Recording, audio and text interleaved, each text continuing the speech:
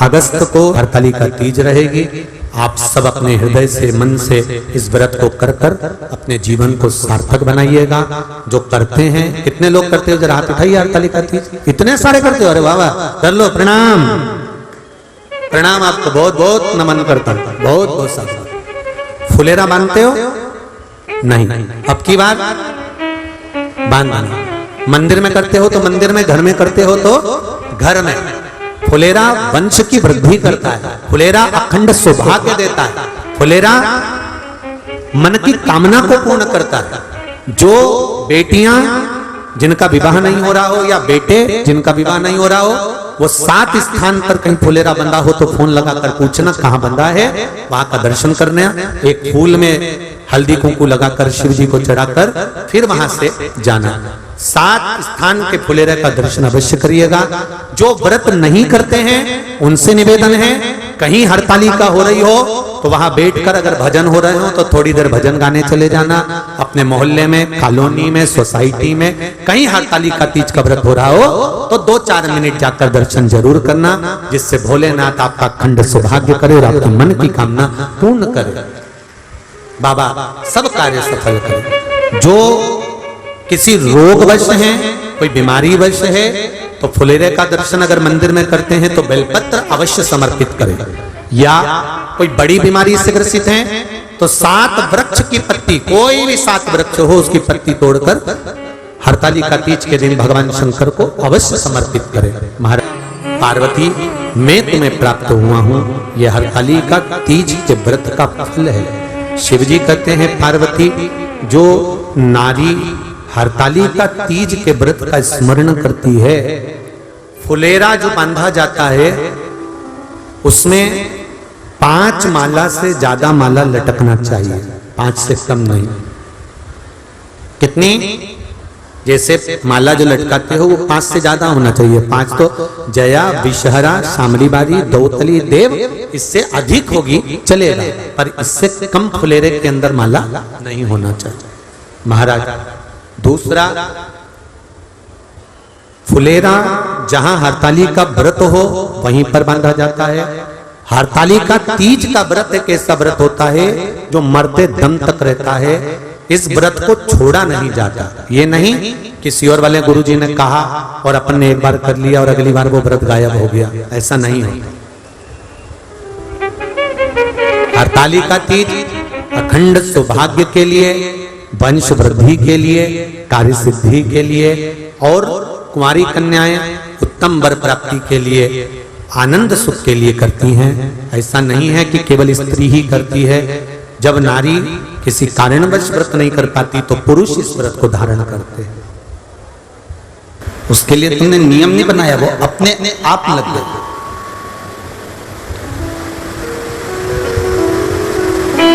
अच्छे कर्म की ओर मन बनाकर जाना पड़ता है, पर बुरा कर्म के लिए मन नहीं भी बनाओगे तो भी वो बुरा काम अपनी ओर खींच लेता है।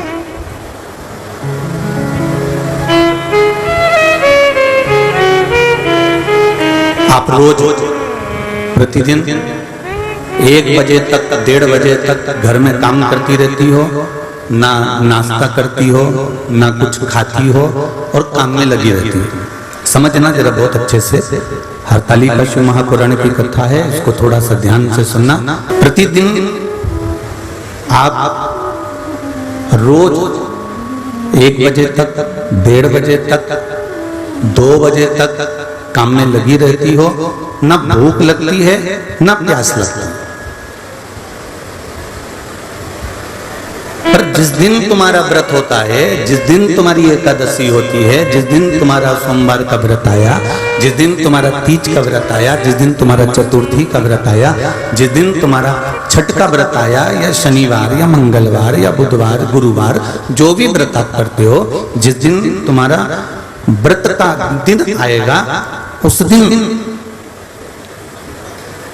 तुमको सुबेरे 10 बजे से 9 बजे से ऐसी ललकता लगने लगती है कि अब काम नहीं हो पा रहा है। अब शंभू गला पकड़ रहा है, बाबा अब काम नहीं हो पा रहा है, अब ये कार्य नहीं होगा।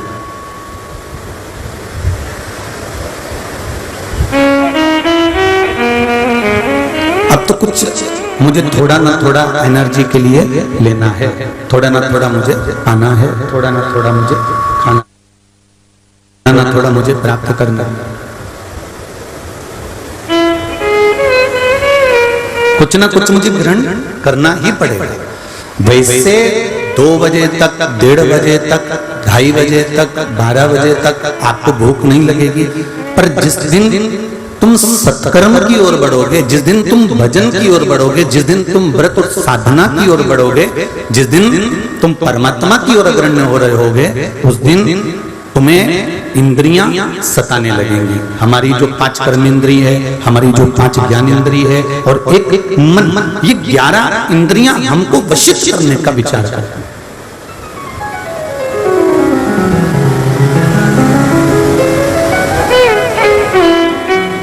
और इन इंद्रियों को साध कर भगवान के पास छोड़ना, इन इंद्रियों को ले जाकर परमात्मा के पास छोड़ना, कि नेत्र कर रहे हैं कि मुझे नींद आ रही है तो इनको भगवत स्मरण में ले जाकर छोड़ना, जिब्या कर रही है कि मुझे भूख लग रही है इसको ले जाकर भगवत भजन में छोड़ना, श्रवण कर रहे हैं क्या आज फ्री बैठी हूं तो थोड़ा निंदा ही सुन ली तो इसको ले जाकर भगवत स्मरण में छोड़ना। ये बड़ा कठिन है। हरतालिका तीज के व्रत की मूलता है कि जिस दिन केवल हरतालिका व्रत से ही मतलब नहीं है, जिस दिन कोई भी व्रत आप करो एक नियम बना लो कि इस दिन मैं बुरा देखूंगी नहीं, बुरा किसी को बोलूंगी नहीं और बुरा मैं सुनूंगी नहीं। इस दिन मैं प्रयास करूंगी। कई लोग नियम बनाते हैं कि मैं ये नियम बनाता हूं कि मैं ये चीज ग्रहण नहीं करूंगा, मैं ये चीज नहीं खाऊंगा, मैं ये चीज नहीं पाऊंगा, पर नियम ऐसा बनाओ कि हमारी वाणी के द्वारा, हमारे द्वारा, हमारे शब्दों के द्वारा किसी को ठेस ना पहुंचे, हमारे शब्द किसी को लगे ना। हम कई बार कथाओं में जब चाहे कथा पंडाल के कार्यकर्ता होते हैं, चाहे सीहोर के कार्यकर्ता होते हैं कुबेरेश्वर धाम के, हम सबको, और आपने व्यासपीठ से हमारे मुंह से सुना भी होगा, हम सबको एक बात जरूर कहते हैं कि देखो काम बने तो करो, तुम्हारे शरीर से बने कि मैं ये कर सकता हूं कार्यकर्ता बनकर तो करो, पर निवेदन है कार्यकर्ता बनने के बाद किसी भी एक जीव से भी तुम्हारी वाणी से कोई ऐसा शब्द ना निकल जाए कि उसके हृदय को ठेस पहुंचे। तुम रोज मंदिर में दिया जलाओ, रोज मंदिर में अगरबत्ती लगाओ, रोज मंदिर में भोग लगाओ, उससे जितना फल नहीं मिलता जितना फल एक व्यक्ति को, साधारण से व्यक्ति को मीठी वाणी बोल देने से प्राप्त हो जाता है, अच्छा बोल देने से प्राप्त हो जाता है। आप दिया नहीं लगा सकते मंदिर में जाके, मत लगाओ। आप भगवान शंकर के मंदिर में अगरबत्ती नहीं लगा सकते, मत लगा। आप भगवान के मंदिर में प्रसाद नहीं चढ़ा सकते, मत चढ़ा। पर एक नियम जरूर बनाओ कि मेरी अपनी वाणी से, मेरे द्वारा, मेरी वाणी के द्वारा, मेरे द्वारा किसी को मैं अपशब्द नहीं कहूंगा, किसी का बुरा नहीं करूंगा, क्योंकि ये भी दिए लगाने के बराबर ही है, ये भी दीप लगाने के बराबर।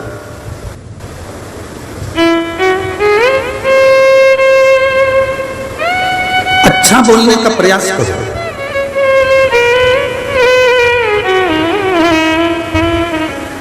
इतनी तेज वाणी में, इतनी ऊंची वाणी में आप अगर किसी को कुछ कह भी दोगे, किसी को डांट भी दोगे, किसी को अपशब्द बोल भी दोगे, वो सुन लेगा, मना नहीं, और उसके हृदय में वो बात अगर बैठ जाती है तो वो जिंदगी भर सवर नहीं पाता।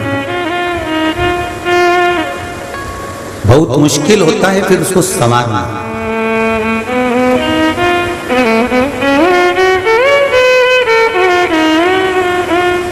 सोमानी जी की यहाँ कथा थी परली बैजनाथ में। परली बैजनाथ की कथा के बाद ही यहाँ हिंगोली में कथा चालू हुई। वहां कथा पूरी करने के बाद में जब चौथे दिन की कथा थी और पूरी कर जब हम पंडाल में से सोमानी जी के घर गए तो नीचे गेट पर बहुत लोग खड़े हुए थे।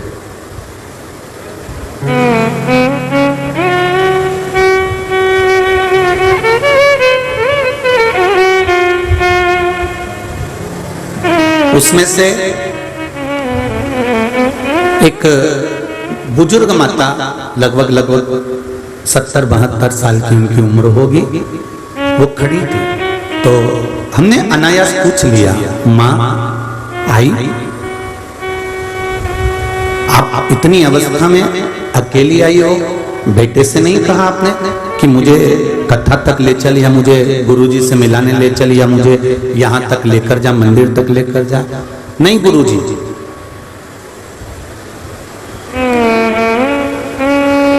मैं लेके आई थी।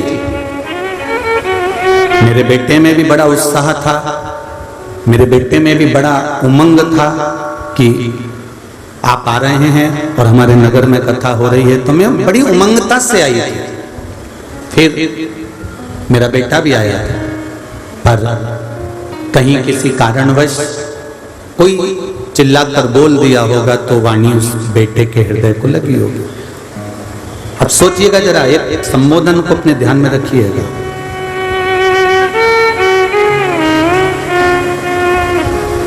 तो हमने कहा, कोई कार्यकर्ता तुमको अपशब्द बोल दिया क्या मां?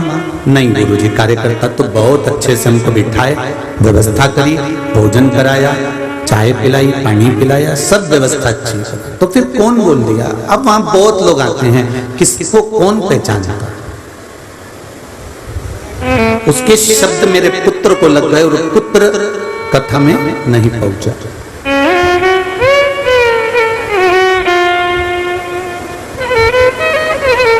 हमने कहा, मां आप अपने बेटे को लेकर आना, कल हम यहीं मिलेंगे, उससे बात करेंगे। 5वें दिन की कथा में मां फिर उस बेटे को लेकर खड़ी थी, लंबी हाइट, दाढ़ी, माथे पर बिंदी। हमने कहा, बाबू किसी ने कहा और आपको बुरा लग गया और आप सत्संग तक नहीं गए, किसी के कहने पर क्या आप अपनी जमीन, जायदाद, प्रॉपर्टी, परिवार कोई कह देगा तो क्या छोड़ दोगे? कहा नहीं गुरुदेव, तो फिर सत्संग कैसे छोड़ दिया? जब ताने पड़ते हैं, ठोकर लगती है, तभी तो कोई भगवान के पास जाता है।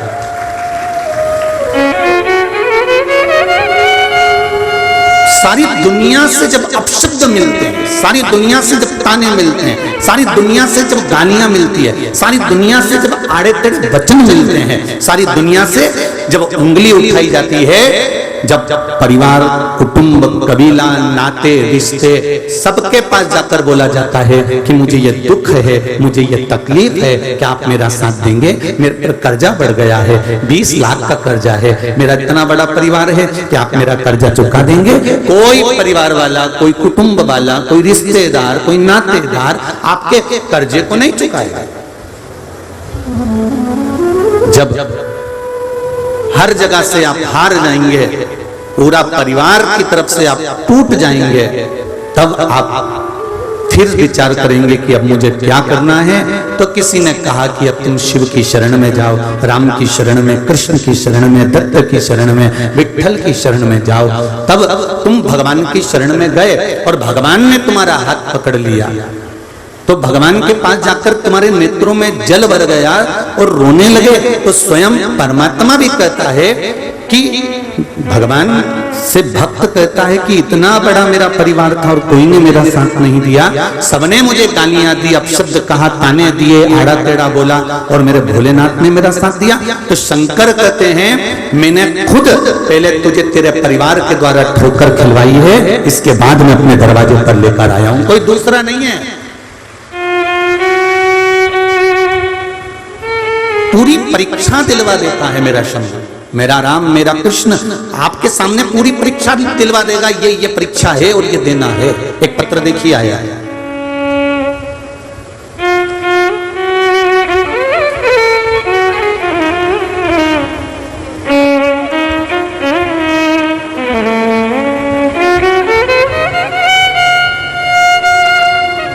मैं पुरुषोत्तम धारणीधर जी जोशी अपने अनुभव आप सभी से व्यक्त करना चाहता हूं। मेरी बेटी कुंवारी वैष्णवी 2 बार नीट की परीक्षा दी, पर पैसों की कमी के कारण और किसी कारणवश उसका मेडिकल कॉलेज में नंबर नहीं लगा।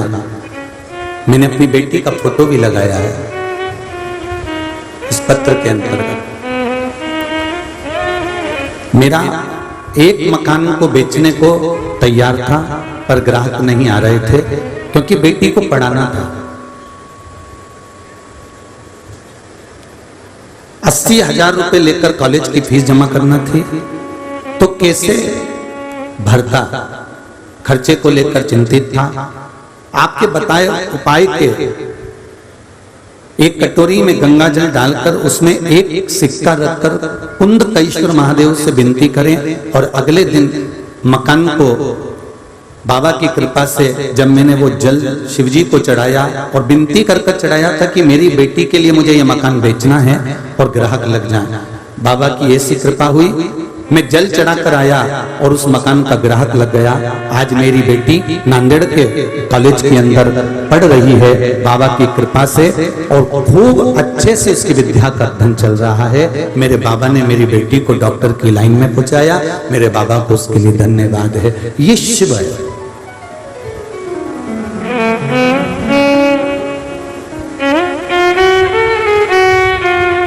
तीन महीने एडमिशन के हुए,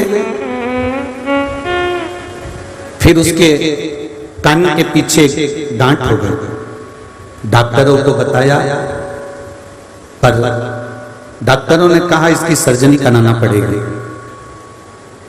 ऑपरेशन कराना पड़ेगा। आपके बताए पशुपति व्रत से आशा जगी, धर्मपत्नी ने पशुपति व्रत करना प्रारंभ किया और बेटी को पूना भेजा। वहां डॉक्टर ने कहा इसको जो गठान थी वो बड़ी थी, पर कुछ दिनों से ऐसा लग रहा है कि गठान इसकी गल चुकी है, अब इसको सर्जरी की जरूरत नहीं है।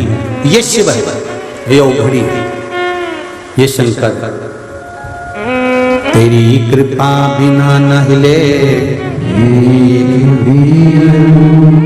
लेते सांस, तेरी कृपा से तनो तनो, हे गंगाधार मुक्तिदार ओमकार तू, भोले ओमकार तू, आयु शरण तिहारी शंभो तार तार तू। बखान क्या करूं मैं राखों के चपटी भगोद में खजाना कोई का।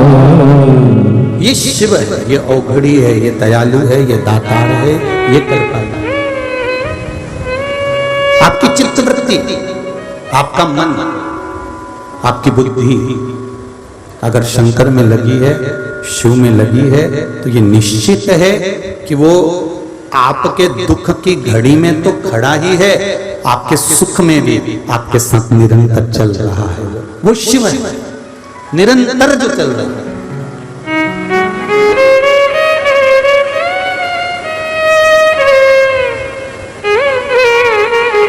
किसी ने कुछ कहा, हम बेटा बेटियों से कहते हैं, हम बहुओं से कहते हैं,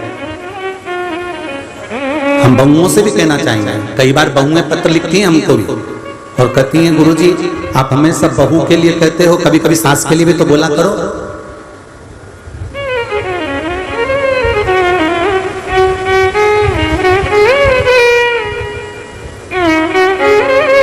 अब जो पहले से 3 मंजिल ऊपर चढ़ के बैठा हुआ है और तुम बाल्टी कपड़े की लेकर 3 मंजिल ऊपर जा रही हो, तो जो ऊपर चढ़ के बैठा है उसको समझाया जाएगा कि जो बाल्टी लेकर जा रही है उसको समझाया जाएगा? बोलो जरा जम के बोलो। देखो बहू धीरे से लेके जाना बेटा, उधर वाली सीढ़ी टूटी हुई है, उधर सीढ़ी के पास में से डंडा पकड़ के अच्छे से ऊपर चढ़ जाना। दूसरे नंबर की छत पर जाओगी तो वहां ताला खोल लेना, ताला खोलकर फिर तीसरे नंबर की छत पर जाओगी तो वहां पर तार पड़ा हुआ है लाइट का, जरा ध्यान रखना करंट नहीं लग जाए। और बहू को समझाते समझाते समझाते समझाते 3 मंजिल ऊपर पहुंचाया। जो ऊपर पहले से चढ़ के बैठी हुई है उसको समझाने की क्या जरूरत है, क्योंकि वो तो उससे भी ऊपर जाने वाली है। उसको समझाकर करेंगे क्या? तुमको पूरी जिंदगी जीना है, वो 80 में पहुंच गई, 70 में पहुंच गई, 65 में पहुंच गई, उसके बाद की कोई गारंटी नहीं है कब निपटी जाए, किसको मालूम है। पर तुम तो अभी 30 की हो, 32 की हो, 34 की हो, 40 की हो, तुमको तो अपनी अभी जिंदगी जीना है। उन्होंने तो अपने बच्चों को पाल पोस कर बड़ा कर विवाह कर दिया, तुम्हारे जैसी बहू आ गई। अभी तो तुम्हारी इतनी सी औलाद जिनको ABCD सिखाने के लिए 25 बार सोचना पड़ता है, स्कूल भेजने से पहले टिफिन बनाकर कितना मशक्कत करना पड़ती है, तब जाकर तुम उसको स्कूल भेजते हो। जरा विचार करो, अभी तो तुम्हारी जीवन की शुरुआत है। अगर सुधरना है तो आपको सुधरना पड़ेगा। ये तो पहले से ही चढ़े चढ़ाए बैठे हुए हैं, इनको सुधारने की जरूरत नहीं, इनको समझाने की जरूरत नहीं, समझना अपने को पड़ेगा। अपन समझेंगे आगे बढ़ेंगे। हमें अपने को समझना है, अपनी जिंदगी को हमें अग्रण्य लेकर जाना है, अपने जीवन को हमें आगे बढ़ाना है।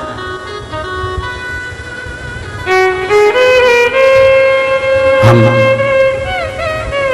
अपने जीवन को संवारने का प्रयास करें। फिर वही वाली बात, क्या किसको रोइए चादर तान के सोइए, आग लगे बस्ती में जरगम के बोलो जरा, अपन रहो मस्ती में। अपने को क्या करना कि कौन क्या कर रहा है, कौन ने क्या करा, कौन ने क्या धरा, कौन क्या बोल रहा है। अगर कोई बोल भी रहा है, कोई ताने भी दे रहा है, कोई गाली भी दे रहा है, कोई अपशब्द भी बोल रहा है, तो समझ लो कि परमात्मा आपको अपनी ओर खींच रहा है। जब तक दुनिया के ताने नहीं पड़ेंगे ना, तब तक आप भगवान के नहीं हो सकोगे।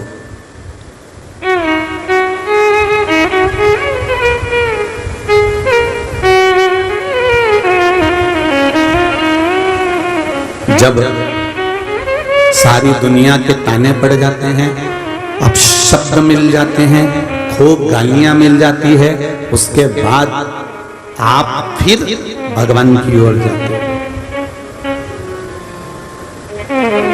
फिर परमात्मा की।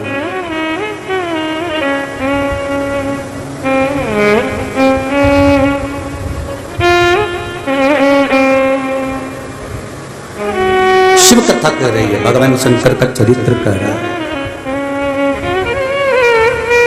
व्रत वाले दिन, उपवास वाले दिन, साधना वाले दिन, परमात्मा को प्राप्त करने वाले दिन, आपका मन, आपकी इंद्रियां आपको उच्चिष्ट करे,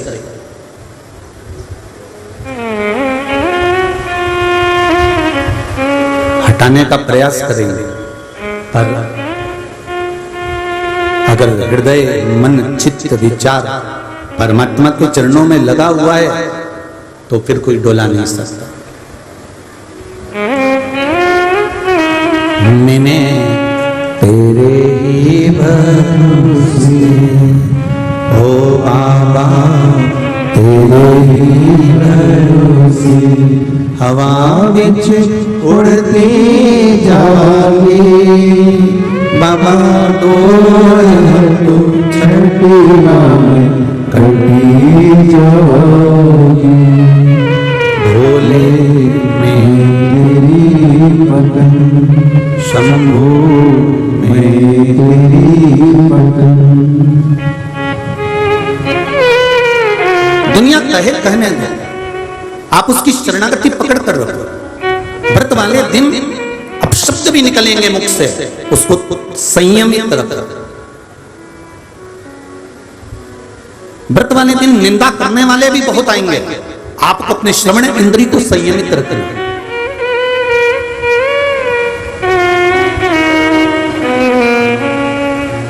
व्रत वाले दिन हो सकता है आप टीवी देख रहे हो, मोबाइल देख रहे हो, कुछ गलत भी सम्मुख में आ सकता है, पर अपने नेत्र को संयमित रखना है।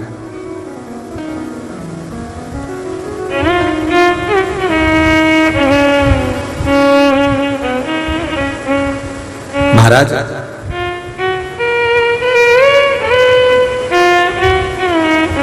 जहर में भी उतना जहर नहीं होता, जहर में भी उतना जहर नहीं होता जितना दूसरे के प्रति लोगों के मन में होता है। ध्यान देना जरा, जहर में भी उतना जहर नहीं होता जितना दूसरे के प्रति,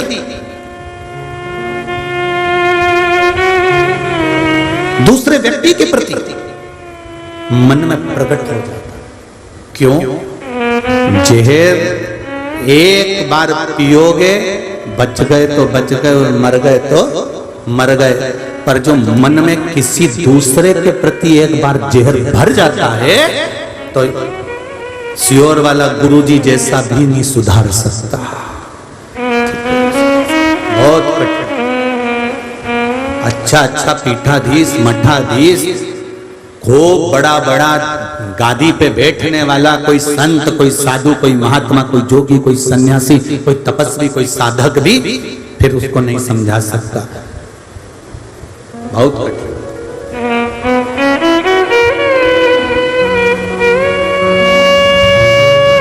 वो कहते हैं ना, पानी में गिरे हुए व्यक्ति को बचाया जा सकता है, पानी में डूबे हुए व्यक्ति को बचाया जा सकता है, पर प्याली में डूबे हुए व्यक्ति को बचाना बहुत कठिन हो जाता है। पानी में डूबा हुआ व्यक्ति को निकाल सकते हो, पानी में डूबे हुए व्यक्ति को बचा सकते हो, पानी में डूबे हुए व्यक्ति को पानी में से निकाल सकते हो, पर जो प्याली में डूब गया, नशे में डूब गया, और वो नशा किसी केवल मदिरा का नहीं होता, अहंकार का, काम का, लोभ का, आसक्ति का, वासना का, तृष्णा का, मदिरा का, काया का, सुंदरता का, वैश्यवृत्ति का, मांसाहार का, वैश्यगमन का, ये सब नशे ही तो है। ये सब नशे नहीं तो और क्या? आप पानी में कोई डूब रहा है ना, उसको बचा सकते हो, पानी में कोई डूब गया उसको निकाल सकते हो, पानी में अगर कोई गिर गया तो उसको आप बचा सकते हो, पर प्याली में अगर कोई डूब गया है, नशे में अगर डूब गया है, तो उसको जितना जितना आप समझाओगे उतना और वो उसमें डूबता चले जाएगा। आप देखिए, पानी में डूबने वाला व्यक्ति एक ना एक दिन तैर के बाहर हो जाता है। बोलो सही है कि गलत है? मर गया तो भी बाहर हो जाएगा और जिंदा होगा तो भी निकल के बाहर हो जाएगा। पर प्याली में डूबने वाला व्यक्ति, नशे में डूबने वाला व्यक्ति, काम में डूबने वाला व्यक्ति, लोभ में डूबने वाला व्यक्ति, आसक्ति में डूबने वाला व्यक्ति, वासना में डूबने वाला व्यक्ति, अपने अहम में डूबने वाला व्यक्ति और मदिरा के नशे में डूबने वाला व्यक्ति, इनको देखना, जितना जितना समझाओगे, जितना जितना बाहर निकालने का प्रयास करोगे, ये उतना उतना उसमें डूबता चले जाएगा। जो इनको समझाएगा उनकी दृष्टि में वो पागल है, वो तो पगला है, उसमें तो अक्ल ही नहीं है। आप समझो, आप नशे में डूबे हुए व्यक्ति को समझाने का प्रयास करना, बेटा तेरा वो दोस्त बेकार है, उसके साथ मत रहना, तेरा वो सखा बेकार है, रोज गाड़ी लेके आ जाता है, हॉर्न बजाता रहता है, क्या है ये, उसके साथ चले जाता है, अब जाना मती, समझा रही हूं तेरे को अच्छे से। वो माता पिता से लड़ाई कर लेगा, झगड़ लेगा, इनको अपशब्द कर देगा, पर उसके बारे में नहीं सुन पाएगा।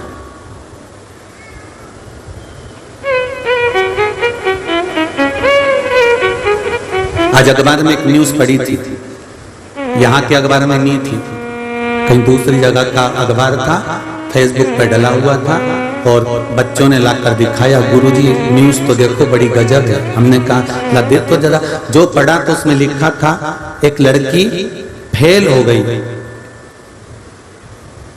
तो लड़के को गुस्सा आया तो उसने स्कूल में आग लगा दी।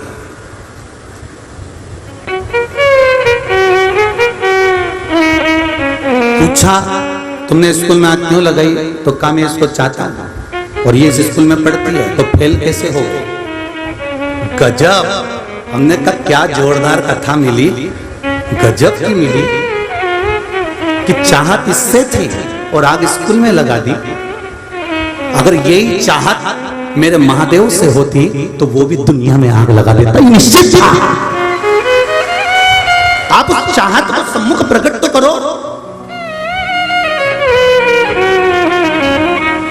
ले गए उसको, बंद कर दिया उसको, सब काम हो गया, सब कुछ है, पर एक विचार करने वाली बात है, एक विचारणीय धारणा है। आप जितना जितना आप पानी में डूबने वाले को बचा सकते हो, पर प्याली में डूबने वाले को नहीं बचा सकते। आप जितना समझाओगे, जितना ज्ञान दोगे, जितना समझाने का प्रयास करोगे, ये उतने दूर हटते चल जाओगे।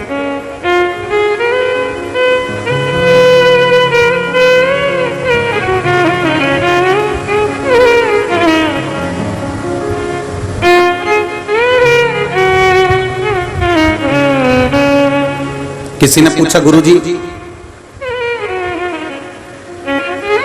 कथा करते हो, आपके साथ में इतने सारे लोग, नवयुवक बेटा बेटियां, युवान भाई बहन इतने सारे जुड़े हुए हैं, क्योंकि बुजुर्ग माताओं को तो इतना फेसबुक ने, गूगल ने, मोबाइल ने, यूट्यूब इतना चलाना आता नहीं, और पूरे मोबाइल पे ये नवयुवक लोग कथा सुनते रहते हैं। आखिर कारण क्या है? जो नवयुवक लोग इस कथा में इतनी रुचि ले रहे हैं। ये बहुएं इतनी सारी बैठी हुई है पूरे पंडाल में, पूरी मंडी में, इस हिंगोली की हल्दी की मंडी में तुम घूम कर आ जाओ, 70 के ऊपर वाले तो 54% मिलेंगे और बाकी के सब नीचे वाले 75% मिलेंगे आपको जितने। तो पूछा कि ये इतने लोग जुड़ने का कारण क्या है?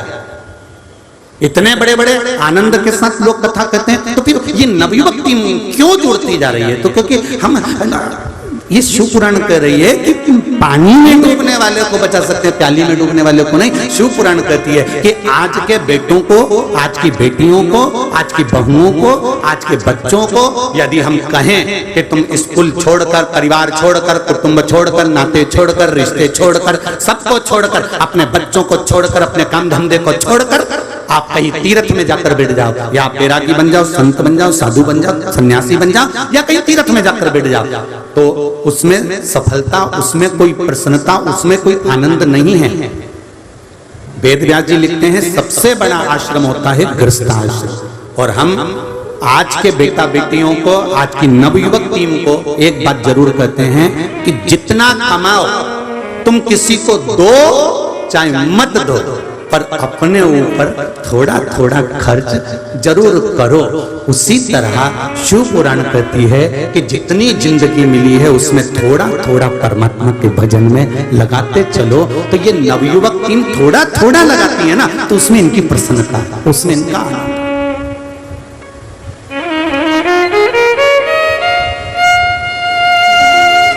सास बहू को पूरा बदलना चाहती है पर बदल नहीं पाती।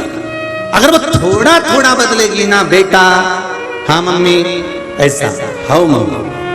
और वैसे भी पहले की बहुएं और आज की बहुएं में अंतर है साहब। आजकल की बहुएं अगर भोजन भी बनाती हैं, क्योंकि माता पिता कितना कितना अंतर है। पिता और माता में एक अंतर भारी होता है, पिता का काम और माता का काम दोनों में एक अंतर है।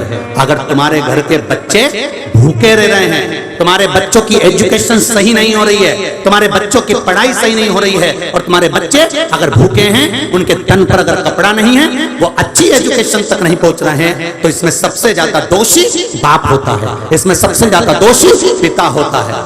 इसमें दोष माता नहीं होता, इसमें दोष पिता का होता है कि तुम विवाह कर लेकर आए थे। अगर तुम्हारे घर में बच्चे हुए हैं तो उन बच्चों का एजुकेशन तुम्हें कराना चाहिए, पेट तुम्हें भरना है, पढ़ाना तुमको है, अव्वल उनको लाना है। ये एजुकेशन और उनकी कपड़े, उनका भोजन, उनके पेट भरने की जवाबदारी पिता की होती है। और अगर तुम्हारे बच्चे मदिरा की दुकान पर जा रहे हैं, तुम्हारे बच्चे गलत काम करने जा रहे हैं, तुम्हारे बच्चे झगड़ा कर रहे हैं, तुम्हारे बच्चे व्यसन में डूबे हुए हैं, तुम्हारे बच्चे गलत काम में लगे हुए हैं, और तुम्हारे बच्चे अगर गलत मार्ग पर जा रहे हैं, तो इसकी जवाबदारी माँ की होती है। पिता का काम पेट भरने का होता है, बच्चों के लिए धन लाने का होता है, और माँ का काम बच्चों को संस्कारी बनाने का होता है। इसमें जवाबदारी तुम्हारी। पिता पेट भरने के लिए अथक मेहनत कर सकता है, पिता पेट भरने के लिए जगत जगत में डोलकर साइकिल पर कपड़े रखकर बेच सकता है कि मेरे बच्चों का पेट भरना है, उसकी एजुकेशन करना है। जैसे पिता ने लिखा, मैंने अपनी बच्ची के लिए एक मकान बेच दिया। अच्छे एजुकेशन पिता हर समय, हर घड़ी, हर पल अपने बच्चों के लिए सब कुछ करता है, क्योंकि उसका भार है कि मैं बच्चों का पेट भरूंगा, उसके तन पे कपड़ा रहेगा, उसकी एजुकेशन रहेगी। ये पिता की जवाबदारी है। पर माता की जवाबदारी पिता से भी ज्यादा होती है कि मेरा बच्चा कहीं गलत मार्ग पर ना चले जाए। मेरी बेटी को मैं सारी सीख देकर भेजूंगी, रोटी बनाना भी सिखाऊंगी तो एजुकेशन भी कराऊंगी। पिता एजुकेशन करा रहा है, माँ का फर्ज है, बेटा उठो, आओ जरा देखो, मैंने ये रेसिपी तैयार करी है, देख लो बेटा। बेटा ले थोड़ी सी मैं तुझे कढ़ाई करना बताती हूँ, बेटा लो थोड़ा। क्यों? जीवन का कोई ठिकाना नहीं, जीवन का कोई भरोसा नहीं, जीवन का क्या ठिकाना। हिमालय राजा जनक के घर में रहने वाली माँ जानकी, जिसके पास में हजारों नौकर चाकर थे, जनक राजा के नगर में रहने वाली एक छोटी सी जानकी, जिसकी यहाँ पर नौकरों की कमी नहीं थी, सेवकों की कमी नहीं थी, उसके बाद भी सुनैना जी सीता जी को बुलाती थी, ले ये थोड़ा सा बेटा अनाज है, इसको साफ कर देगी क्या? हाँ माँ लाओ अभी कर देती हूँ। सीता जी छोटी सी थाली लेकर बैठ जाती थी, अनाज साफ कर देती थी। माँ कपड़े रखती तो जानकी जी इतने नौकर होने के बाद, इतने सेवक होने के बाद भी सुनैना जी कहती, जानकी इधर आओ, इन कपड़ों की घड़ी बना दोगी क्या? हाँ माँ अभी बना देती हूँ। इतने नौकर लगे हैं, इतने सेवक लगे हैं, इतने चाकर लगे हैं, उसके बाद भी सुनैना जी अपनी बेटी को संस्कार दे रही है। क्यों?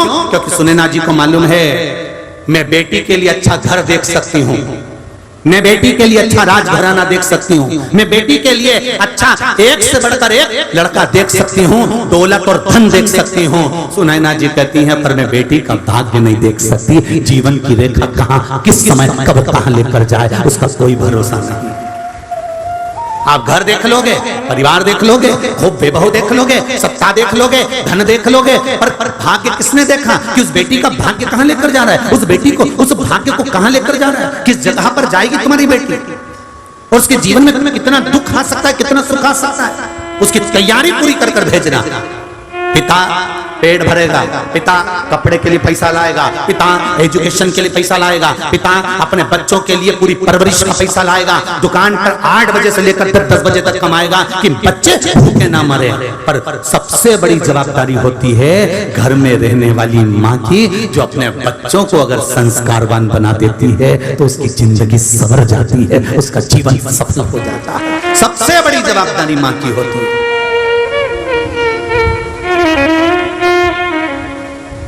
बहुत बड़ी जवाबदारी है मेरी जीजियों हिंगोली वाली, हो हिंगोली की जीजियों, बहुत बड़ी जवाबदारी मेरी माताओं की, मेरी बहनों की, मेरी जीजियों की है। इनको संस्कारवान बनाना है। तुमने कभी सुना कि किसी पिता ने अपने बेटे को ये बनाया या वो बनाया? हर जगह एक ही बात आती है, माँ स्वामी विवेकानंद को भी पैदा कर देती है तो माँ संत तुकाराम जी को भी पैदा कर देती है, माँ नामदेव जी को भी पैदा कर देती है तो माँ मुक्ताबाई को भी पैदा कर देती है, माँ अहिल्याबाई को भी पैदा कर देती है तो माँ झांसी की रानी को भी पैदा कर देती है। माँ जितना संस्कार अपने बच्चों को दे सकती है उसके बराबर कोई नहीं दे सकता, दुनिया का कोई व्यक्ति इतना संस्कार नहीं दे सकता जितनी माँ दे सकती।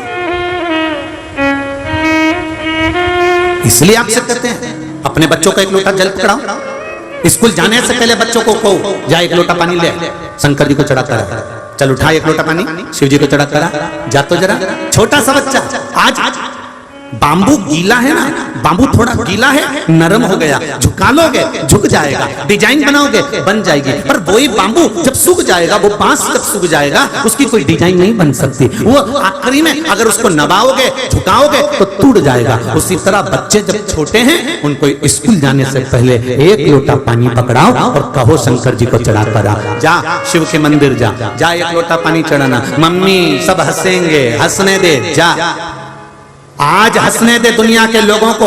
अगर तुम शंकर के मंदिर जा रहे हो, राम मंदिर जा रहे हो, कृष्ण मंदिर जा रहे हो, भगवान के मंदिर जा रहे हो, सनातनी अगर आज मंदिर तक जा रहा है, दुनिया के लोग अगर तुम पर हंस रहे हैं तो हंस लेने दो, आज हंसेंगे पर कल हंसने वालों को रोना पड़ेगा और तू हंसेगा, तब तू हंसेगा।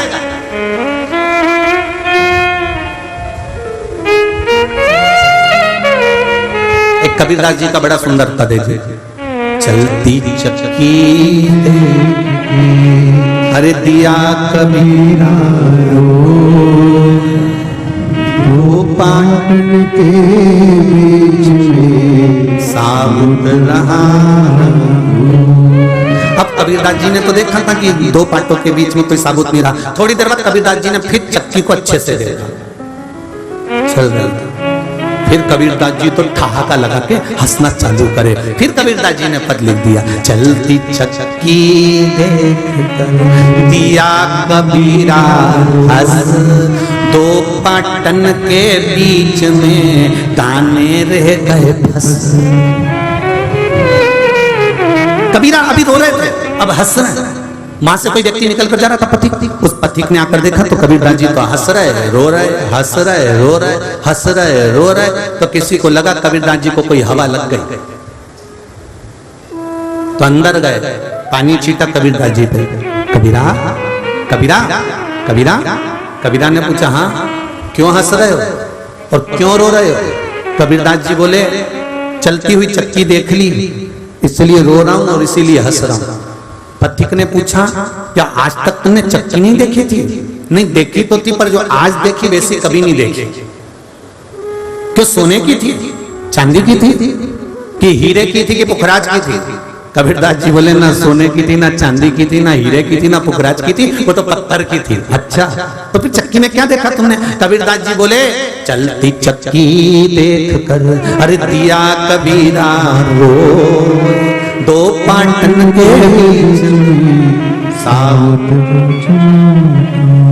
ये दो पाटे हैं, इसके बीच में जो दाने जा रहे हैं चक्की उनको पीस देती है, साथ समाप्त होते चले जा रहे हैं, इसलिए मैं रो रहा हूं। पर हंस क्यों रहा है? क्योंकि हंसने का कारण केवल इतना सा है चलती चक्की देख कर अरे दिया कबीरा हंस, दो पाटन के बीच में दाने फंस। ये दो पाटों के बीच में कीला लगा है, उस कीले के पास में ये पाटा घूम रहा है, दाने अंदर जाते हैं, जो इधर उधर होते हैं वो पिसा जाते हैं, और जो इस कीले के पास में टिक कर खड़े रहते हैं वो दाना पिसाता ही नहीं है। तो कबीरदास जी कह रहे हैं अब मुझे समझ में आ गया, संसार के ये दो पाटों के बीच में, सुबह और शाम के बीच में, दिन और रात के बीच में, परिवार कुटुंब के बीच में ये मनुष्य 24 घंटे पिसा रहा है। केवल एक शंकर का शिवलिंग ऐसा है, भगवान की भक्ति ऐसी है, सत्संग प्रवचन केवल ऐसा है, शिव महापुराण राम कथा कृष्ण कथा केवल ऐसी है, जो इस किले के पास पहुंच जाता है वो बच जाता है, बाकी के सब पिसा जाते हैं। बस वो बच गया, बाकी के सब पिसा जाते हैं।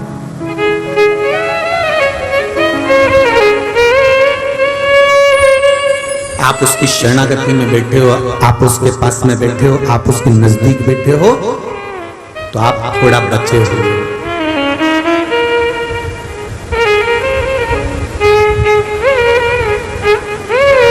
कथा सुनने से क्या होता महाराज? हम कहते कुछ नहीं होता, पर 3 घंटे किसी की निंदा सुनने को तो नहीं मिलती है। 3 घंटे किसी को अपशब्द कहने की तो और 3 घंटे काय को कहेंगे? आज तो कार्यकर्ता बता रहे थे कि सुबह 7 बजे पूरे पंडाल फुल हो चुके थे। सुबह 7 बजे सारे पंडाल फुल थे। अब 7 बजे से अंदाजा लगा के बैठो जरा, कथा तक इंतजार करना, 2 बजे से 5 बजे तक कथा, 5:30 बजे तक आप आरती के बाद अपने घर को जाओगे, फिर गाड़ी पकड़ोगे, पहुंचोगे, फिर घर पहुंचकर फिर विश्राम करोगे, फिर कल की तैयारी कर लोगे। तो जरा विचार करिए, दिन भर सत्संग में निकल रहा है, 3 घंटे आपके मुंह से शब्द तो नहीं निकल रहा, 3 घंटे आप निंदा तो नहीं सुन रहे, 3 घंटे आप गलत काम में तो नहीं गए, 3 घंटे आपने किसी की बुराई तो नहीं करी, 3 घंटे आपने कोई पाप तो नहीं करा, 3 घंटे आपने कोई गलत काम तो नहीं करा। अरे मटका, पानी का हंडा नल के नीचे सीधा लगाया तो उसमें पानी भरा गया, और उल्टा रखा पानी नहीं भरा। तो उल्टा रखने से मतलब क्या है? शिव पुराण कह रही है भले पानी नहीं भराया, पर नल के नीचे जब तक रखा है तब तक मटका ठंडा तो है, भले उसमें नहीं भराया, भले 3 घंटे कथा सुनी, तुमको अच्छी लगी नहीं लगी, तुमने उतारी नहीं उतारी, तुमने अंदर भरी नहीं भरी, तुम फिर भी किसी के कहने पर, निमंत्रण पर, मुंह दिखाने ही पहुंच गए, पर 3 घंटा बैठे तो हो, कम से कम मटका ठंडा तो है, अगर शीतल ही नहीं गया तो ही बहुत है। करना क्या उतनी ठंडाई भी बहुत है। मन शीतल तो है, मन में शांति तो है, मन में प्रेम तो है, मन में स्नेह तो है, उतना भी बहुत है। अभी 3 घंटे घर पे रहते तो क्या करते? पूरन पोली बना के खा के, बर्तन पटक के, छोरा छोरी को दादी के कमरे में भेज के, थोड़ी देर व्हाट्सएप चला के, और फिर धीरे से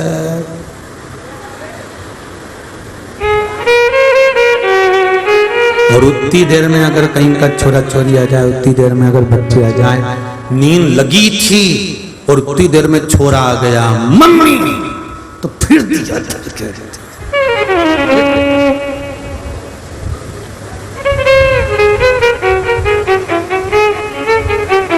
से कहा था ना कि दादी के पास जाके बैठ जा, दौड़ दौड़ के मेरे पास आ रहा है।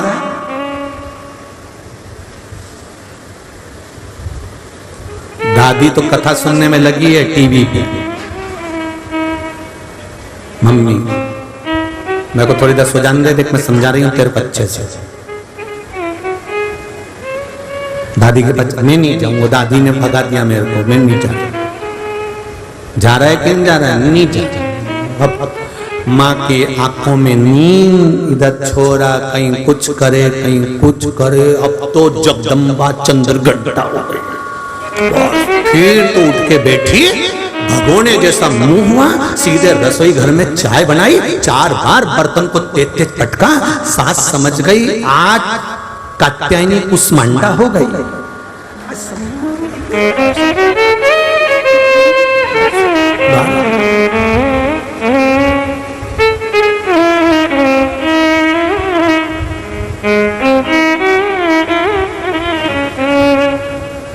मेरी तो जिंदगी नरक हो गई।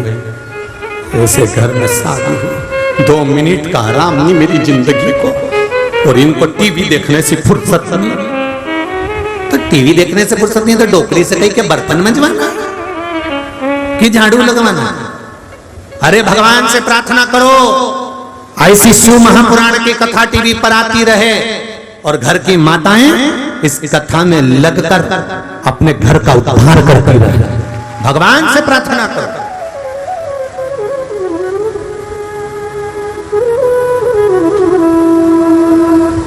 कभी ना कभी किसी ना किसी समय शिव महापुराण में सुनी हुई बात तुम्हारे जीवन को संवारेगी जरूर, निश्चित है। कोई उपाय शिव महापुराण का, कोई शब्द शिव महापुराण का जब दुख की घड़ी तुम्हारे सामने होगी तब शिव महापुराण का कोई शब्द तुमको सवार देगा। तब समझ में आएगा कि शिव पुराण में था क्या और शंकर की कथा में क्या भरा हुआ था, तब समझ में आएगा। ऐसे नहीं,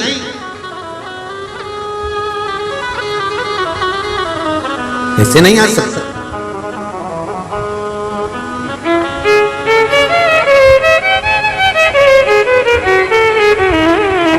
शंभो शरणे माहू दुख काटो दया करी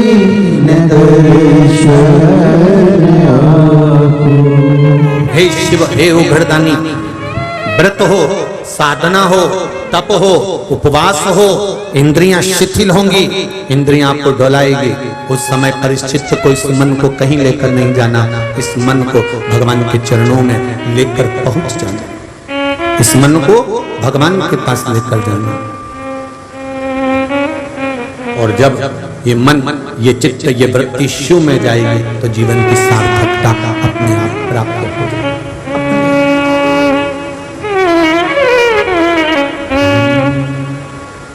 हरि ओम में ओम समाया है, मेरा भोला नगर में आया है।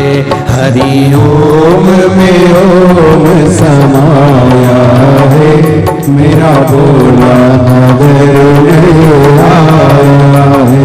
हरि ओम में ओम समाया है, मेरा भोला नगर में आया है। ओम में ओम समाया है, मेरा भोला नगर में आया। हरि ओम में ओम समाया है, मेरा भोला नगर में आया है। हरि ओम में ओम समाया है, मेरा भोला नगर में आया। मेरा भोला नगर में आया, मेरा भोला नगर में आया, मेरा भोला नगर में आया है। मेरा भोला नगर में आया है। हरि ओम में ओम समाया है, मेरा भोला नगर में आया है।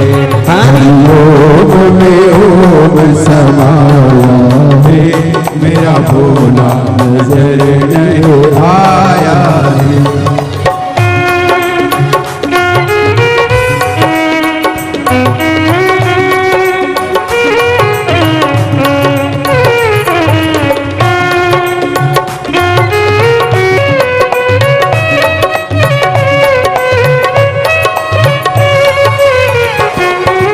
भोले के माथे पे गंगा विराजे, भोले के माथे पे चंदा विराजे, ओ भोले के माथे पे गंगा विराजे, भोले के माथे पे चंदा विराजे, हाँ गंगा विराजे, हो गंगा विराजे, गंगा विराजे, हो गंगा विराजे, ओ गंगा विराजे, हाँ गंगा विराजे, गंगा विराजे, हो गंगा विराजे,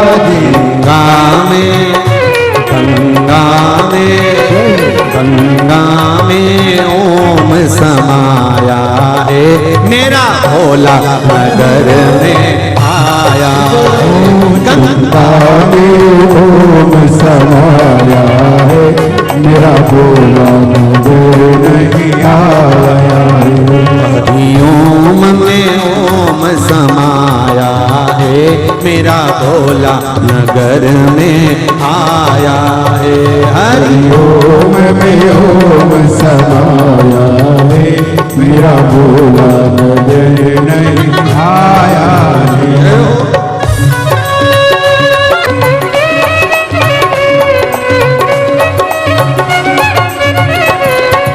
भोले के माथे पे चंदा विराजे, भोले के माथे पे चंदा विराजे, भोले के माथे पे चंदा विराजे, भोले के माथे पे चंदा विराजे, हाँ चंदा विराजे, चंदा विराजे, चंदा विराजे, चंदा विराजे, ओ चंदा विराजे, चंदा विराजे, ओ चंदा विराजे, चंदा विराजे, चंदा में, चंदा में ओम समाया है, मेरा भोला नगर में आया है। चंदा में ओम समाया है, मेरा भोला नजर नहीं आया है। हरि ओम में ओम समाया है, मेरा भोला नगर में आया है। हरि ओम में ओम समाया है, मेरा भोला नजर नहीं आया है।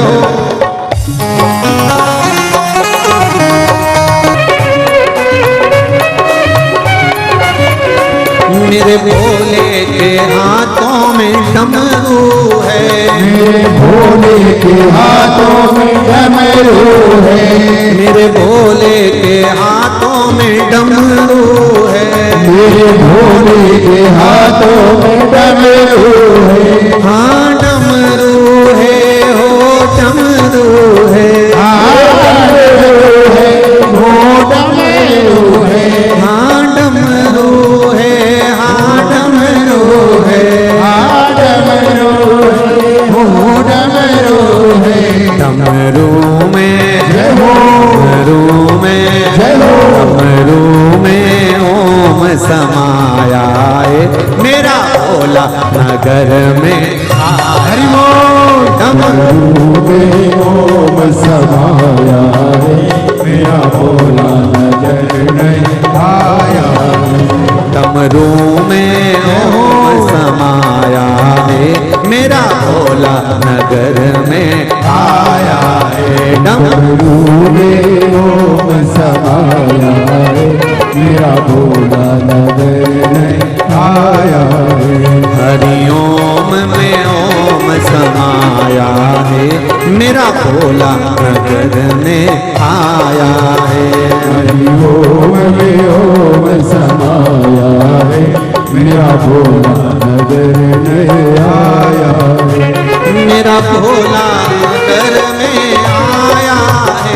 मेरा भोला नगर में आया है, मेरा भोला नगर में आया है, मेरा भोला नगर में आया है। हरिओम में ओम समाया है, मेरा भोला नगर में आया है। हरिओम में ओम समाया है, मेरा भोला नगर में आया है।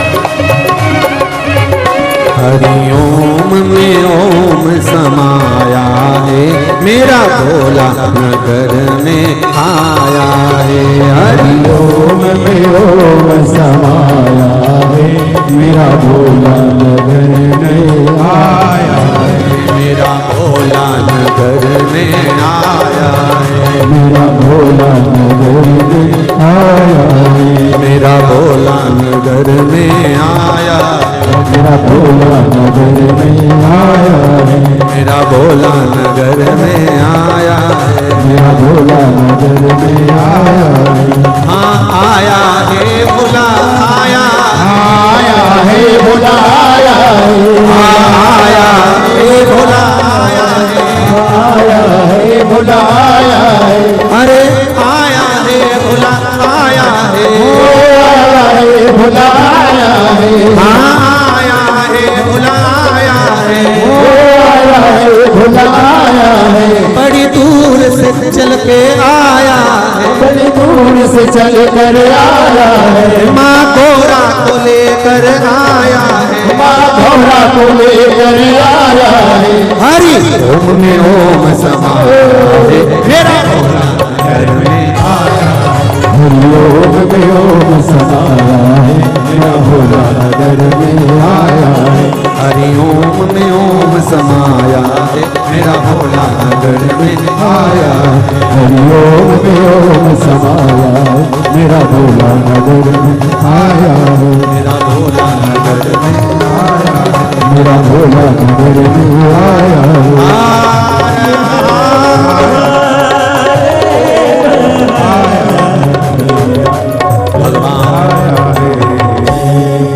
हरिओम में ओम समाया है, मेरा भोला नगर में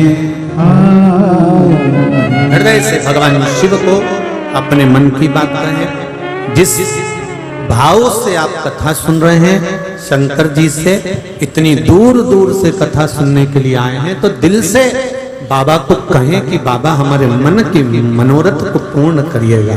मन की कामना पूर्ण करना, बाबा आपके चरणों की भक्ति प्रदान करना, आपका दर्शन प्रदान करना और मेरे हृदय की बात को स्वीकार करना।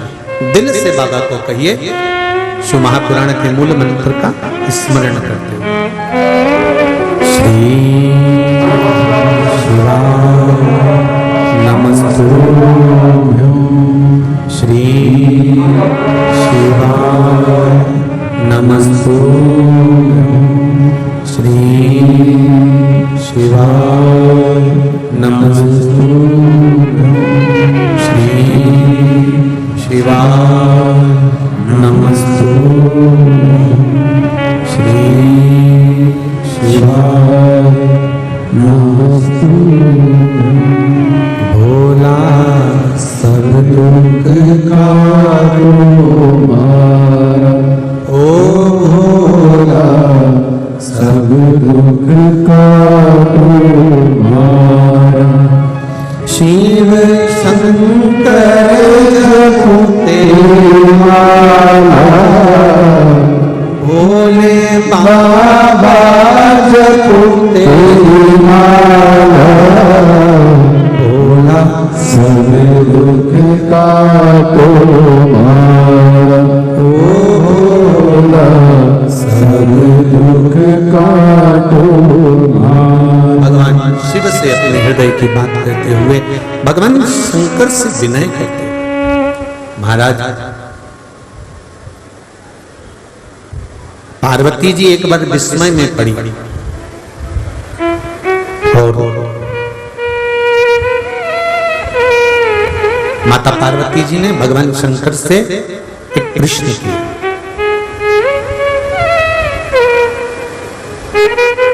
देखिए,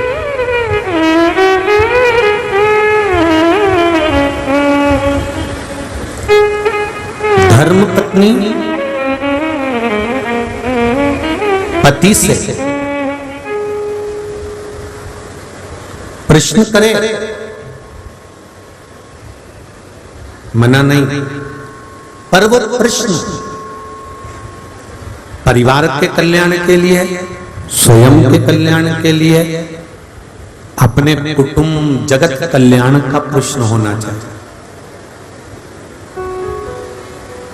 पर पत्नी पति से जो प्रश्न करती है वो जगत कल्याण का नहीं करती है, आधी रात को लड़ाई हो उस बात का करती है।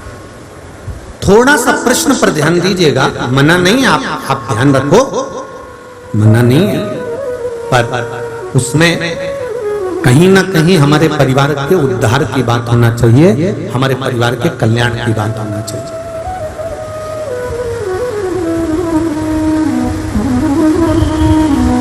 पार्वती जी ने पूछ लिया भगवान शंकर से, हरतालिका तीज की कथा में ये चरित्र लिखा हुआ।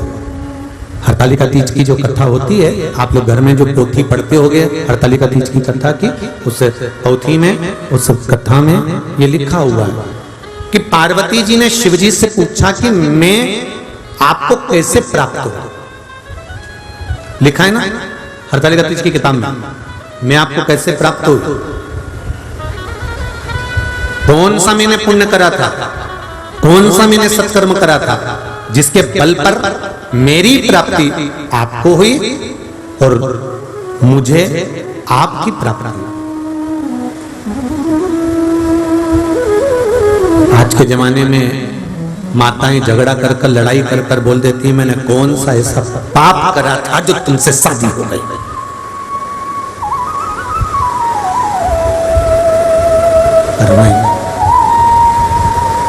तीज का व्रत कर रही हो, चतुर्थी का व्रत कर रही हो, करवा चौथ का व्रत कर रही हो, इतने बड़े बड़े व्रत आप धारण कर रही हो और अपने मुंह से अगर एक बार भी आपने कह दिया कि मेरी जिंदगी नरक हो गई आपसे विवाह कर कर, तो आपका फिर कोई व्रत सफल नहीं हो सकता, किसी व्रत का कोई फल नहीं हो सकता। ध्यान रखिए, शिव पुराण कहती है जन्म मरण और परण। जन्म मैं देता हूं, मृत्यु मैं देता हूं, और विवाह शिव जी कहते हैं वो भी मैं ही कराता हूं। जन्म मरण परण, परण मतलब विवाह, ये भी मैं करता। डॉक्टर ने कह दिया कि इतनी तारीख तक डिलीवरी हो जाएगी, इतनी तारीख तक जापा हो जाएगा, मेरा मन होगा तब जापा होगा। किसी किसी के 9 महीने भी निकल जाते हैं तब तक मैं जापा नहीं होने देता, डिलीवरी नहीं होने देता। किसी किसी ने अंदाजा लगा कर रखा था 90 महीने में होगा, 7वें में हो जाता। जन्म मेरे हाथ में, मृत्यु शिव कहते हैं वो भी मेरे हाथ में। डॉक्टर ने कह दिया अंतिम सांसें चल रही है, घर ले जाओ,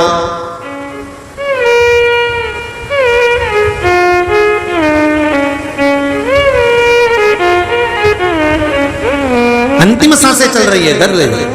एक पत्र आया जी,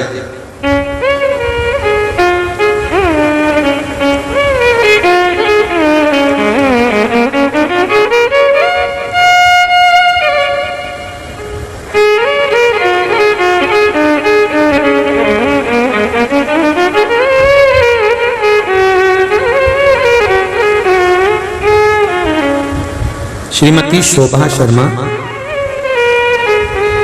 पुणे महाराष्ट्र से, पुणे जिला पुणे से आई हूं। कहीं बैठी हो तो हाथ हिलाइएगा, जहां कहीं भी बैठी हो हाथ हिलाइएगा। कोरोना महामारी लॉकडाउन से कथा सुन रही हूं, पहली बार सुनी और मुझे बार बार सुनने का क्रम प्रारंभ हुआ। रिश्तेदार उस सहेली को बताने लगी कि तुम आस्था चैनल पर कथा आती है, उसको सुना करो।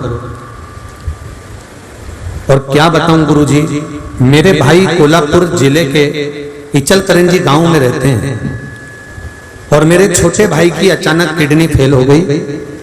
उसे 4 साल से हफ्ते में 2 बार डायलिसिस कराना पड़ रहा था और उसकी तबीयत कोरोना में अगस्त 2021 में सीरियस हो गई और उसे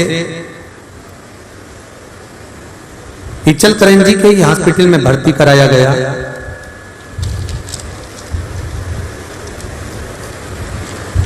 भर्ती कराया, हालत नाजुक हो गई और उसको आईसीयू में डाल दिया गया, ऑक्सीजन लगाना पड़ी।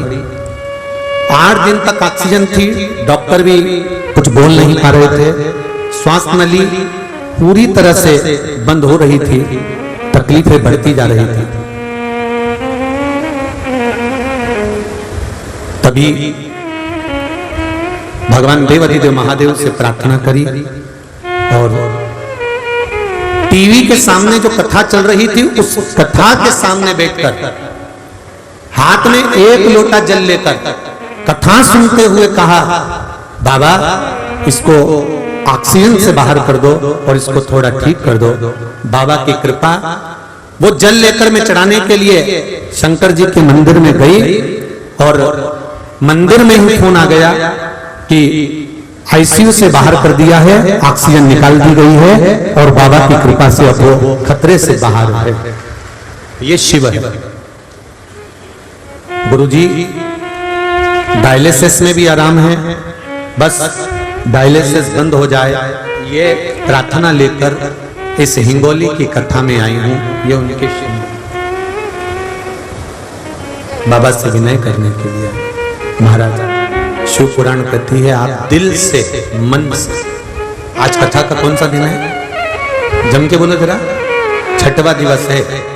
कल आप लोगों को कहा है मेहमान जितने दिन रहते हैं रोज अपने घर के बच्चों को पैसा नहीं देते, मेहमान जब जाते हैं तब पर्स खोल के 100-200 देकर जाते हैं।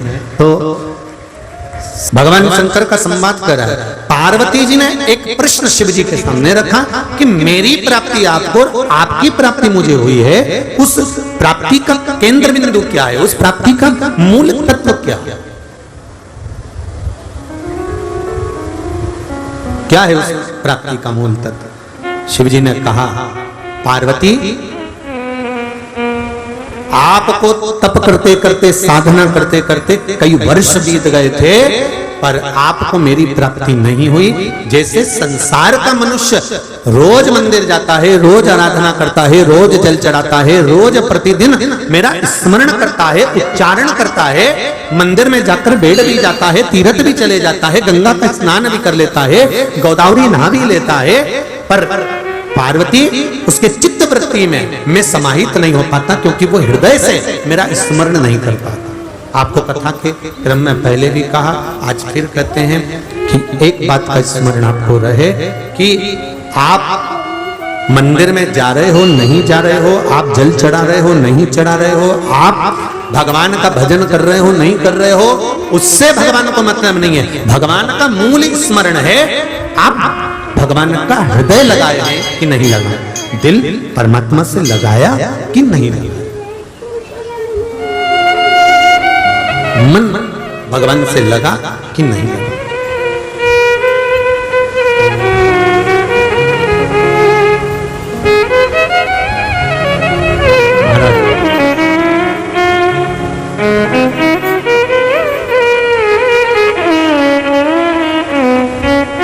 किसी पहाड़ी पर गाड़ी को चढ़ाना है, तुम उसी में बैठे हो, ड्राइवर की सीट के पास में, गाड़ी चढ़ाने वाला गाड़ी चढ़ा रहा है, चढ़ाने के लिए उसे 2 चीज की जरूरत पड़ेगी, एक गियर, दूसरा एक्सीलरेटर। बोलो सही है कि गलत? 2 चीज की उसको जरूरत है, दबाएगा, गियर लगाएगा, गाड़ी चढ़ेगी।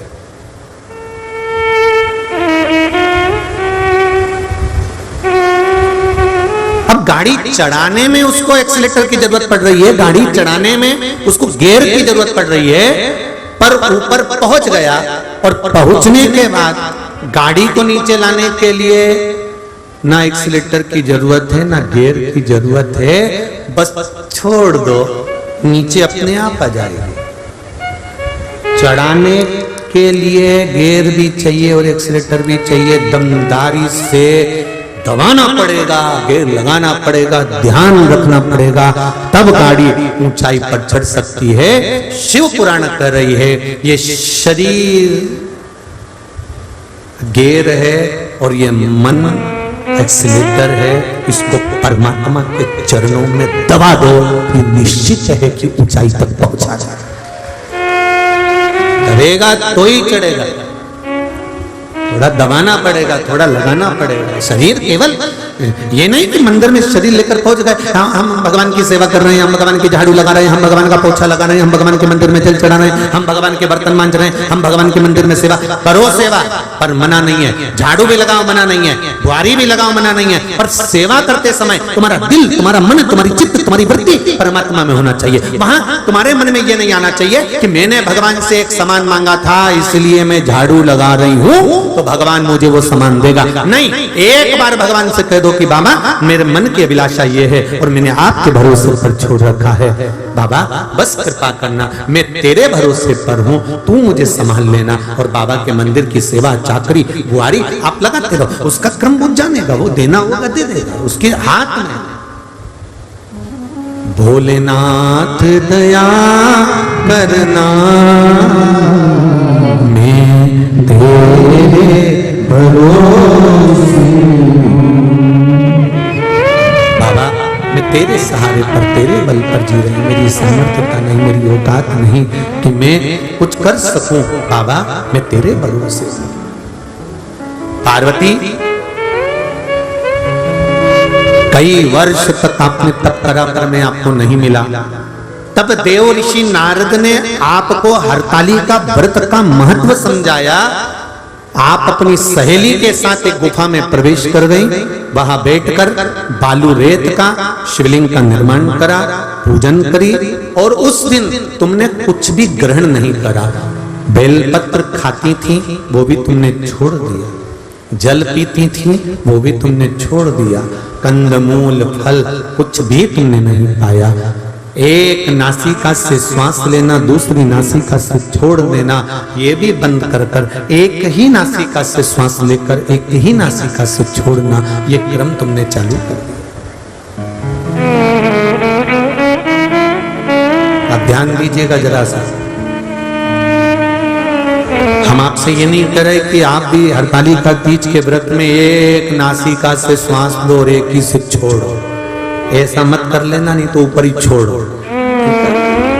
यहाँ तो कथा कह रही है कि एक नासिका से श्वास लेकर एक नासिका से तुम छोड़ रही थी, वो भी बंद कर कर एक ही नासिका से श्वास लेकर उसी से छोड़ रही थी। इसका मतलब है जिस समय पर आप भगवान शिव की भक्ति कर रही हो, जिस समय पर आप शंकर का गुणगान कर रही हो, जिस समय पर आप भगवान का स्मरण कर रही हो, उस समय पर दो जगह पर मन नहीं होना चाहिए।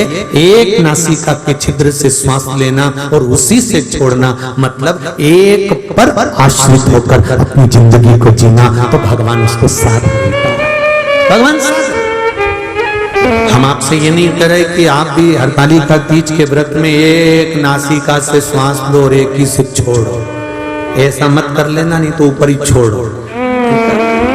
यहाँ तो कथा कह रही है कि एक नासिका से श्वास लेकर एक नासिका से तुम छोड़ रही थी, वो भी बंद कर कर एक ही नासिका से श्वास लेकर उसी से छोड़ रही थी। इसका मतलब है जिस समय पर आप भगवान शिव की भक्ति कर रही हो, जिस समय पर आप शंकर का गुणगान कर रही हो, जिस समय पर आप भगवान का स्मरण कर रही हो, उस समय पर दो जगह पर मन नहीं होना चाहिए। एक नासिका के छिद्र से श्वास लेना और उसी से छोड़ना, मतलब एक पर आश्रित होकर अपनी जिंदगी को जीना, तो भगवान उसको साथ देता है। भगवान साथ भटकना नहीं है। मैंने तेरे ही भरोसे, ओ बाबा तेरे ही भरोसे, हवा बिच उड़ती जाओ बाबा, डोर कुछ भी नाम कटी जाओगी, भोले शंभू पार्वती। एक नासिका से श्वास लेकर छोड़ना तुमने प्रारंभ करा, अर्थात एक के आश्रित रहना प्रारंभ कर दिया।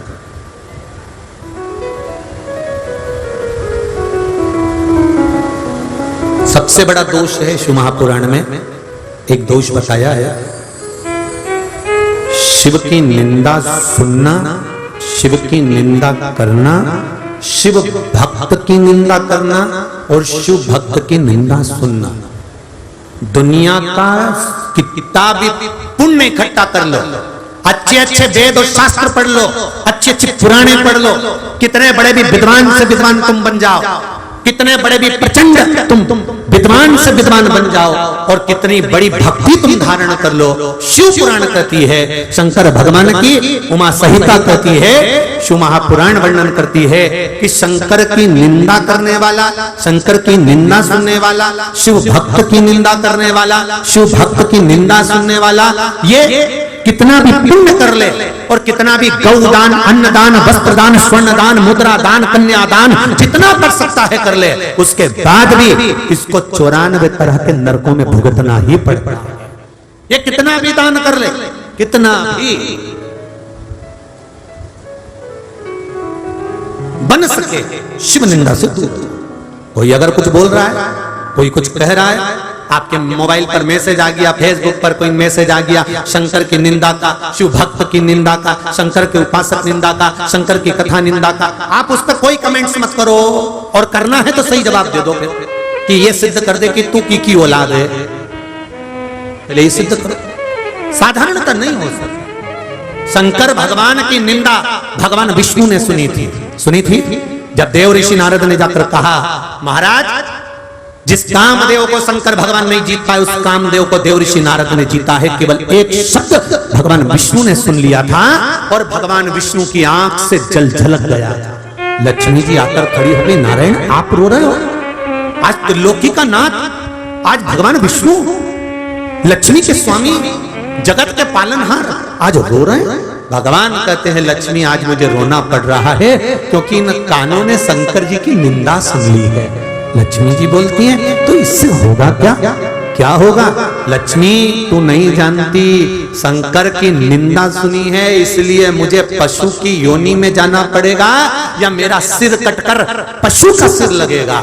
जो निंदा कर रहा है इसको भी पशु का सिर लगेगा और जो सुन रहा है उसको भी लगेगा। मैं इतने बड़े सिंहासन पर बैठने वाला, बैकुंठ के सिंहासन पर बैठने वाला, मैं नारायण, मैं स्वर्ग का आधिपत्य रखने वाला, मैं लक्ष्मी, तू मेरे संग रहने वाली, बैकुंठ के रहने वाले इस नारायण को भी सिर कटकर पशु का सिर लगेगा लक्ष्मी, क्योंकि मैंने निंदा सुन ली है। और वही हुआ, नारद जी ने निंदा करी तो उनको बंदर का मुख लगा। ये रामचरितमानस में लिखा है, विष्णु पुराण में लिखा है। और भगवान विष्णु ने निंदा सुनी इसलिए लक्ष्मी जी का श्राप लगा, सिर कटा, कटकर घोड़े का मुंह लगा। हाय ग्रीव अवतार लेना पड़ा भगवान विष्णु को। केवल एक जरासी शंकर भगवान की निंदा सुनी थी और सिर कटकर घोड़े का मुंह लगाना पड़ा, क्योंकि निंदा तूने शंकर की सुनी।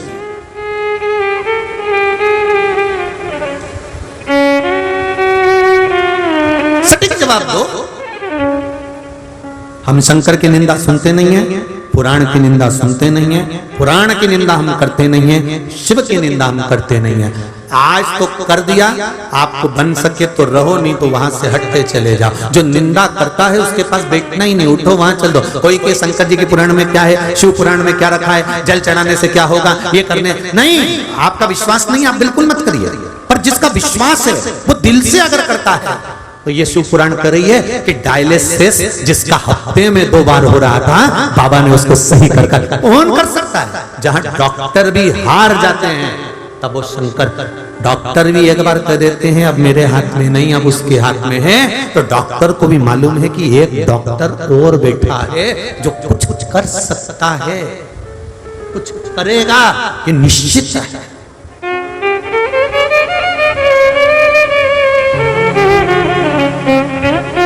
एक बात बताएं आपको, एक्सीडेंट हुआ, आप हॉस्पिटल में गए, गाड़ी आएगी, उठाएंगे, ले जाएंगे, उसके बीच में जो समय लगेगा वो इलाज चालू होगा और पुलिस अपना काम करेगी। उसके बीच में तुम्हारी जो अंतिम सांसें चल रही होगी, उस समय पर कौन खड़ा होगा? डॉक्टर तो हॉस्पिटल पहुंचोगे तब खड़ा होगा, घर के भी नहीं होंगे, उठाने वाला भी दूसरा होगा। उस समय पर कोई दूसरा नहीं। अंत समय प्रभु आना पड़ेगा, वचन दिया तो निभाना पड़ेगा। आए ना आए प्रभु कुटुंब कबीला, अंत समय भोले आना पड़ेगा, अंत समय शंभु आना पड़ेगा, वचन दिया तो निभाना पड़ेगा। ये वचन जो तुमने दिया है, शिव महापुराण की कथा में हम बैठते हैं, आस्था चैनल के सामने हम बैठते हैं, फेसबुक यूट्यूब पर हम बैठते हैं, सम्मुख में बैठकर कथा का रस्तत्व ग्रहण करते हैं। आपने सोचा हमने टीवी पर सुना, आपने सोचा हमने मोबाइल पर सुना, आपने सोचा हमने कथा के पंडाल पर सुना, पर तुमने अपना 2 घंटा, 2.5 घंटा, 3 घंटा, 24 घंटे में से अपना 2.5 घंटा, 3 घंटा जो तुमने शंकर जी को प्रतिदिन दिया है, तो शंकर भगवान भी तो अपना समय निकालकर तेरे दुख की घड़ी में तेरे पास खड़े होंगे, कोई दूसरा खड़ा हो सकता? वो शिव ही खड़ा होगा, शंकर।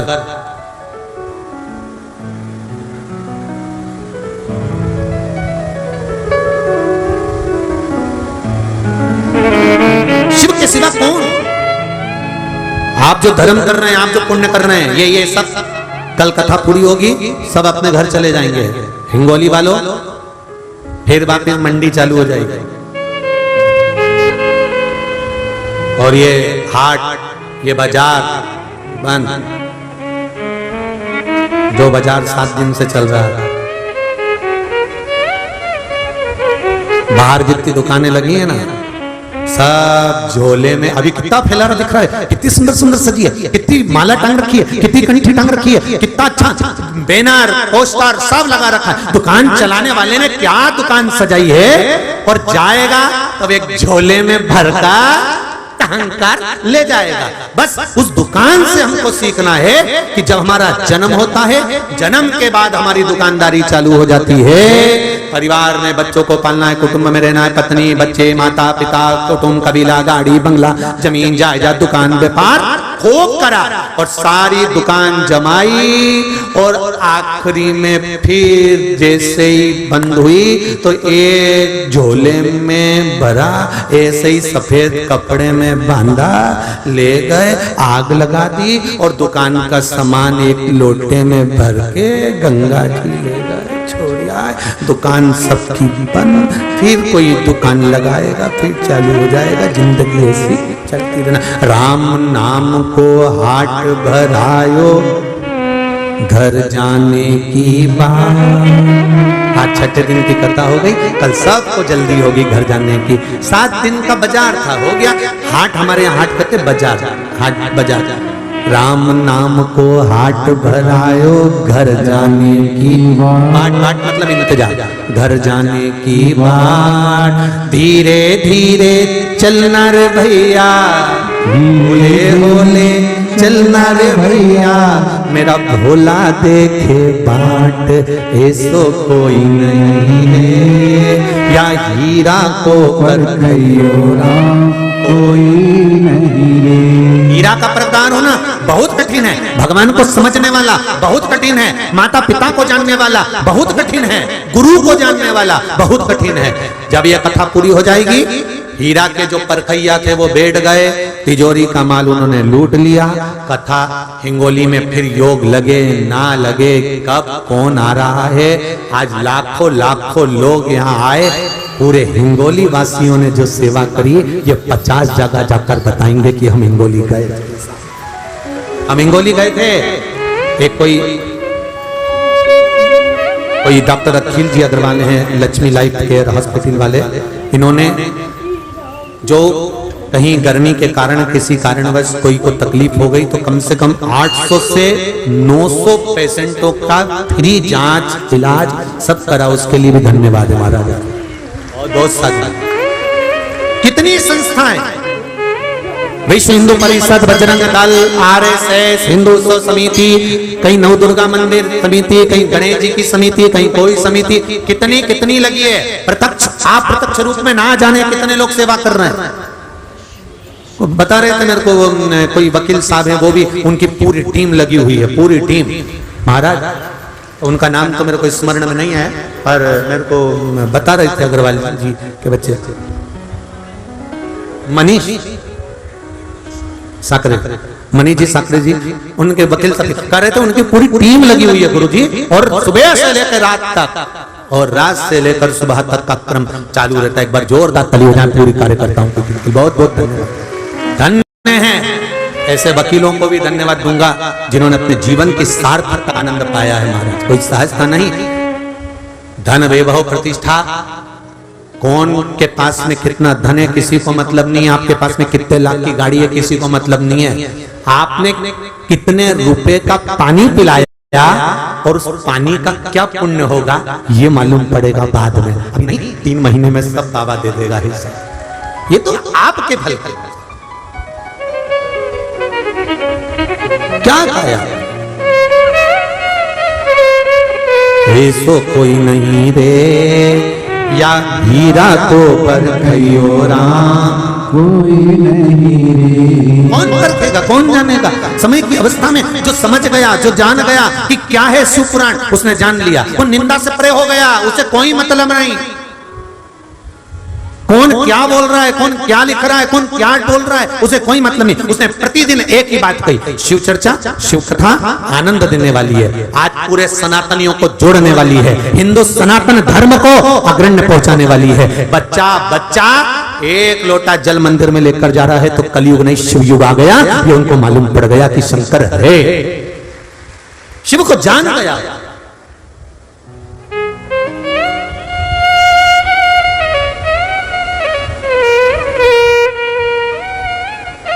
महाराज पार्वती, आपने तप किया, आपने साधना करी, आपने व्रत करा, नासिका के एक छिद्र से श्वास लेना, एक छिद्र से छोड़ना, ये आपने किया।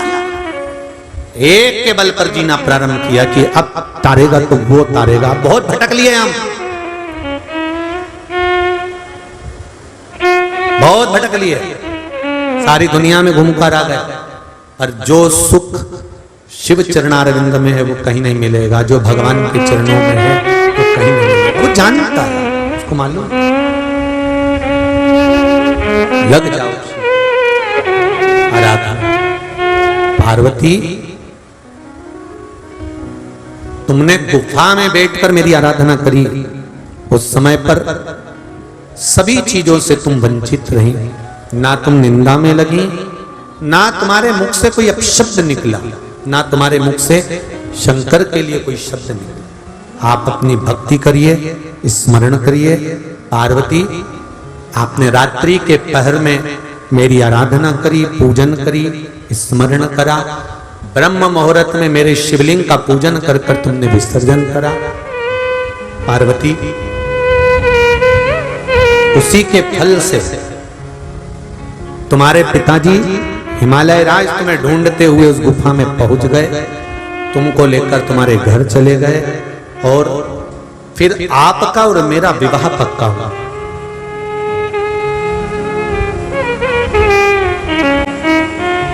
पार्वती,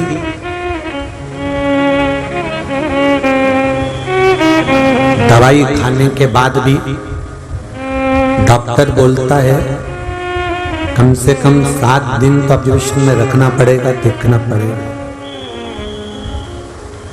इंजेक्शन लगा रहा है, बॉटल चढ़ा रहा है, दवाई दे रहा है, उसके बाद भी डॉक्टर कहता है 2-3 दिन इसको 72 घंटे 24 घंटे इसको देखना पड़ेगा। उसी तरह हम भगवान के ऊपर जल चढ़ाएं, भगवान की आराधना करें, पूजन करें, अर्चना करें, उसके बाद देखो तो कि भगवान क्या करता है। पर किसी किसी को बहुत जल्दी है, हमने लोटा भर के पानी चढ़ाया तो मतलब काम होना चाहिए, अभी के लिए होना चाहिए। हमने पशुपति व्रत करा, बस 5 व्रत में हमारा कार्य पूर्ण होना चाहिए। होगा निश्चित है, पर उस व्रत में कोई दिखावा तो नहीं किया, कोई छल तो नहीं करा, किसी को अपशब्द तो नहीं कहा, अपनी वाणी से किसी को दिल तो नहीं दुखाया। करेगा वो असर, मना नहीं है, पर उसका कोई फल भी तो आप दिल से अगर करे हो तो उसका फल भी दिल से मिलेगा।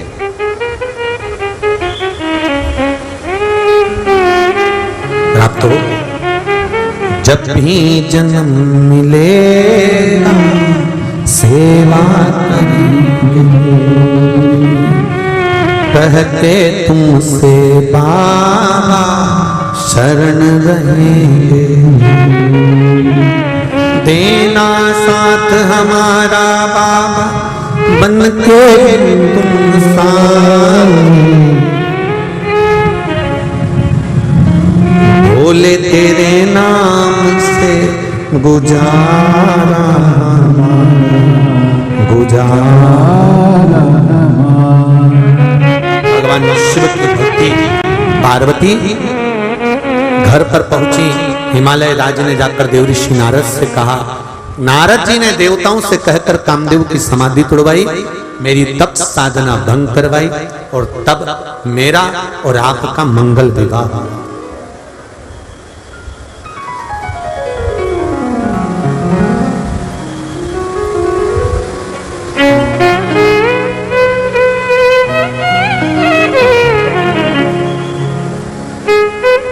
विवाह का मतलब होता है आपके विचारों की हंसी नहीं उड़ना चाहिए।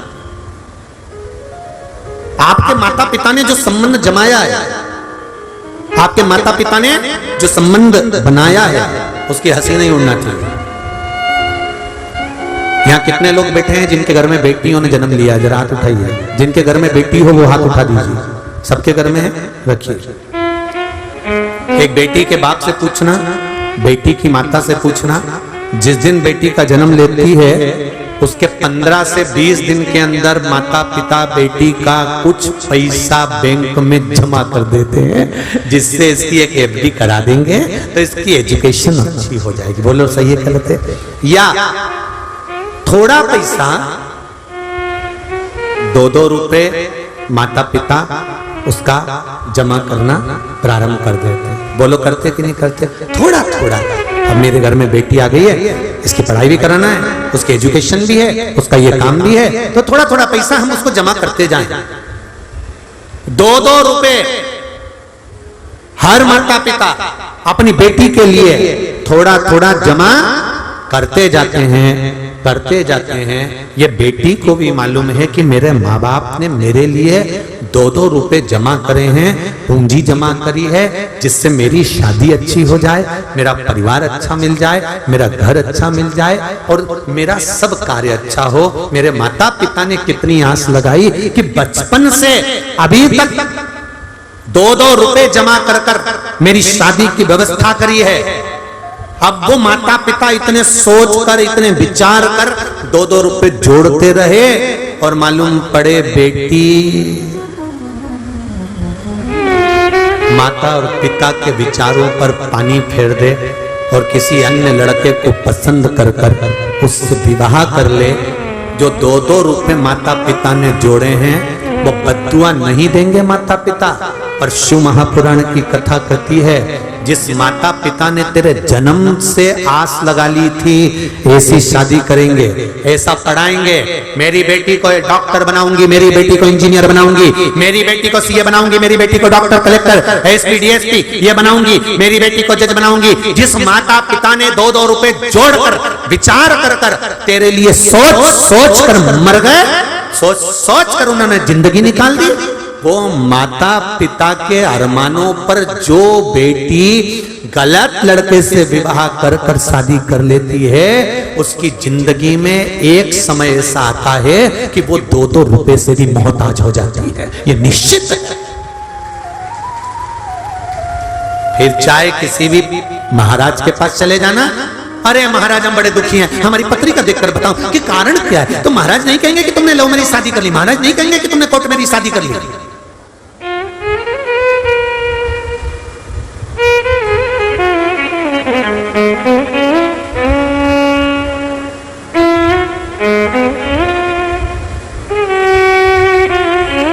कोर्ट मैरिज शादी, हम तो कहते कोर्ट मैरिज करने जाओ तो कोर्ट में भी एक काम होना चाहिए कि कोर्ट मैरिज शादी करवाओ, मना नहीं है, पर कोर्ट में भी एक काम होना चाहिए कि कोर्ट मैरिज शादी एक शर्त पर होगी कि लड़की के और लड़के के माँ बाप कोर्ट में शामिल होना चाहिए तो शादी, नहीं तो कोर्ट मैरिज शादी नहीं। जिस माँ बाप ने अपनी पूरी जिंदगी गंवा दी, उस माँ बाप से तो पूछो, लड़का और लड़की कोर्ट में खड़े हो गए, तुमने सिग्नेचर करवाया, शादी कर दी, एक शब्द कोर्ट में भी लिख देना चाहिए कि लड़की के घर के माँ बाप का होना जरूरी है और लड़के के घर के माँ बाप का होना जरूरी है। इनने गर्भ में रखकर पाल पोस कर बड़ा करा है, उसकी हाय कितनी निकलेगी, कितनी बद्दुआ निकलेगी, कितने दुखी होगे, तो क्या तुम सुखी हो जाओगे? कोर्ट में एक नियम चालू होना चाहिए, करो कोर्ट मैरिज, मना नहीं है, करो कोर्ट में शादी, पर उसमें लड़की के माँ बाप का होना, लड़के के माँ बाप का होना जरूरी है। लाओ उनको और करिए फिर शादी। कितने अरमानों पर पानी फेरा है, कितने, और वो भी सनातन धर्म में शादी हो जाए तो अच्छी बात है, पर अभी बहुत छोटे क्षेत्रों में, बहुत जगह पर लोग सनातनियों को छोड़कर बेटियां ना जाने कौन कौन के साथ शादियां कर रही हैं, तो वो भारत माता की आंख में भी आंसू आ जाता होगा कि कैसे विवाह कर रही है। सोच तो, सनातन धर्म को छोड़कर दूसरे धर्म में जा रही है, कहां, किस धर्म की ओर तुम अग्रसर हो रहे हो, किस धर्म की ओर तुम जा रहे हो? जरा विचार करिए श्रेष्ठ धर्म का। चंदन है इस देश की माटी, तपोभूमि हर ग्राम है, हर बाला देवी की प्रतिमा बच्चा बच्चा है, जिसके सैनिक समर भूमि पर गाया करते गीता है, उसी माटी के हल्के नीचे खेली करती सीता है। ये भूमि कोई साधारण है? जहां तुम्हारा जन्म हुआ तो कहो, एक नियम लागू होना चाहिए, जो माता पिता 2-2 रुपए इकट्ठे करते हैं अपने बच्चों के विवाह के लिए और बच्चे गलत संगत में पढ़कर चले जाते हैं, उसको भी 2-2 रुपए के लिए मोहताज होना पड़ता है। एक समय ऐसा जरूर आता है कि दुख झेलना पड़ता है, रोती है बेटी कि मैंने कहां शादी कर ली, मैंने क्यों विवाह कर लिया, रोती है, मेरे माँ बाप की नहीं सुनी, गलत जगह चली गई। समझिए, विचारिए। महाराज शिव पुराण कर रही है, पार्वती जी तुम्हारे पिताजी ने तुम्हारा मंगल विवाह मेरे साथ में करा, ढेर सारा कन्यादान तुम्हारे पिताजी मुझे दिए, पर मैंने हाथ जोड़कर कहा कि पार्वती का कन्यादान तुमने किया है, ये संपदा से कुछ नहीं होगा, आज ससुराल वाले अगर फ्रीज दे देंगे तो फ्रीज कभी खराब नहीं होगा क्या? बोलो तो सही। उनने तो केवल फ्रीज दिया है, लाइट का बिल क्या ससुराल वाले देंगे? कि फ्रीज खराब होगा तो हर बार चेक करने वाले को भेजेंगे। एसी 50,000 का ससुराल वाले दे देंगे, फ्रिज 8,000 का ससुराल वाले दे देंगे, वॉशिंग मशीन 10,000 की दे देंगे, सोफा सेट 25,000 का दे देंगे, पलंग 25,000 का दे देंगे, भोजन 1, 2 लाख 5 लाख का करा देंगे। तो क्या यह परमानेंट रहेगा क्या? बोलो तो जीजियो हिंगोली वाली रहेगा? नहीं। दहेज नहीं। जो कन्या तुम्हारे से शादी कर आ रही है, जो विवाह कर आ रही है, वो कार भले ना लेकर आए पर संस्कार लेकर हमारे घर में प्रवेश करे तो हमारा जीवन सार्थक होगा। कार लेकर नहीं, संस्कार लेकर।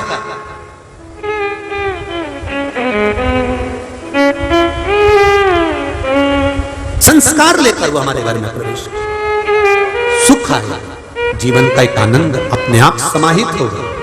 भगवान शिव जी ने पार्वती जी को समझाया, हे पार्वती, ये आनंद का अनुभव अपने जीवन को लक्ष्य तत्वता देने वाला है।